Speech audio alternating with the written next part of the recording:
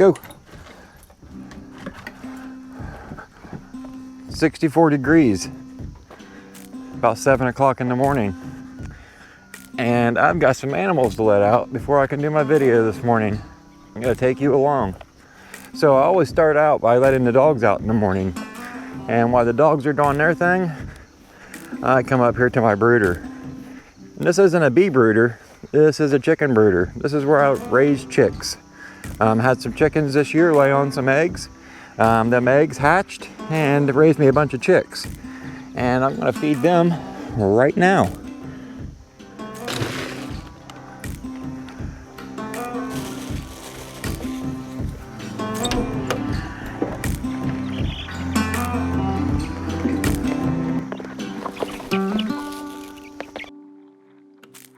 So you can see most of these are from one chicken. That would be the older chicks of this group. And then there's 2 younger ones. The younger ones are from a chicken that just hatched some eggs about 3 weeks ago. The other ones are about 2 months old. Come on, Moose. Ladybug. And now I go over here and feed the rest of the chickens and the ducks. So the next thing I'm going to do is fill up a couple feeders for these chickens.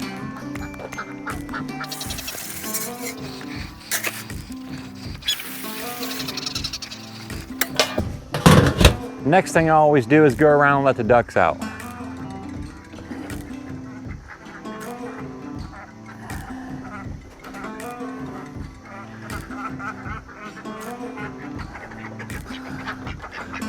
Got one chicken in here that's laying on some eggs in the duck hut. Can't seem to get her to leave. Okay, so now to free the chickens.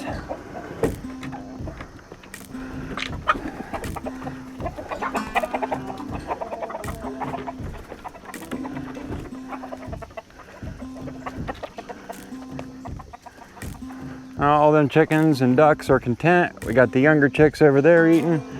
Now it's time to do the goats.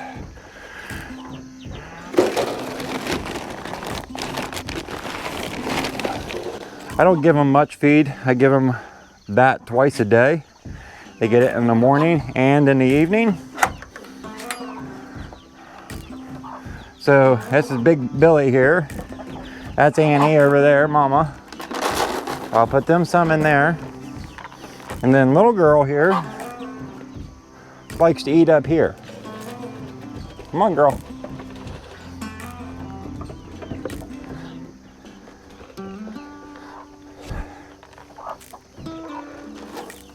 And then right over here, we've got Mama's 2 babies, and we've got my 4 heifers out there eating.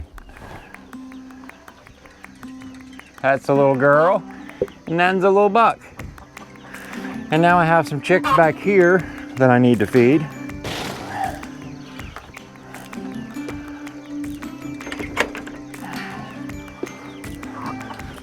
So we got the goats eating. That chicken there, she laid on some eggs, had a bunch of them hatch, and I end up sticking most of them in this tote over here. But I did let her keep one of them, and I'm gonna sprinkle them a little food out there on the floor to eat. And here's what we got going on here. We'll fill up their feeder. I think there's 17 chicks in here. We got some Americanas, which are your green and blue egg layers, and a couple Barbrocks. And then the others are just misfit chickens, or chicks, that my chickens raised. So pretty cool, pretty cool. We've been having these cool nights, so I've been leaving the heat lamp on for them. And I put this screen over the top, so I ain't got to worry about a coon getting in here and killing them all. I think it's also a huge benefit that the goats and the cows come in here and sleep. So that probably helps keep the coons away. Real quick like, see, I need to fill up the cows' water. Cows have plenty of food. So I got to top off their water. Then I've got to run up to the farm, check my cow herd of 40 cows and roughly about 30 calves. And then I get to come home and make my video. So this procedure that I'm running you through this morning is what I do every single day, folks. Every single day.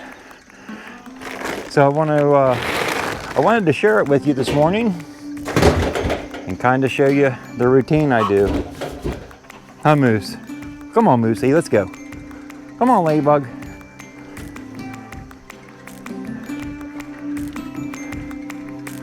Come on, Moose. Okay, so I'm back from the farm. I'm ready to discuss honeybees and some of the things you should be doing right now. So if you're a first-time beekeeper, you're going to want to pay attention. And maybe you started beekeeping last year and you didn't do some of these things and you would like to give your bees a leg up. This would be a good time to pay attention. Varroa mites, that's going to be your biggest competitor come winter. They infect our bees with pathogens and viruses and make them very weak over the winter, and that's when our colonies die. So by treating right now, in the month of August, you're going to give your bees the best chance to go into winter healthy.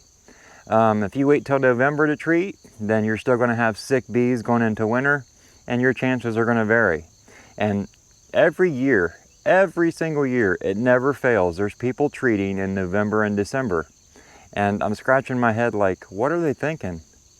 They're not giving their bees a very good chance by waiting this long. I mean, I understand things come up, but when you just put it off till that late, yeah, you're asking for issues.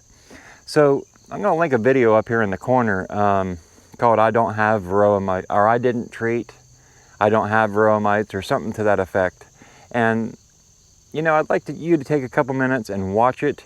It's going to show you how small varroa mites are, and it's going to teach you that you're not necessarily going to see them with your bare eye. The next thing I want to talk about is alcohol mite washes. And I'm going to link a video for that over in the side. This is by far the best and most accurate way to get a mite count on your colony. Now, when I go through my bee yard, say I have 20 colonies here, I might not do a mite wash on every one. I might do half of them just to see where my mite counts stand. So, you know, don't think you have to treat or test every single one, but I do recommend you do a few just to see where your mite counts are. And then make a note of that, so next year when you do a mite wash, you can compare and see if, you know, is it getting any better, is it getting worse? Just something I'd throw out there. So check out my alcohol mite wash video. That'll be very handy for you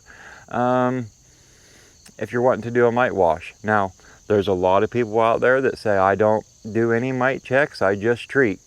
And I guess, in my opinion, if you're not going to do any kind of a mite wash, I would rather see you just treat than to say, you know, the bees are on their own.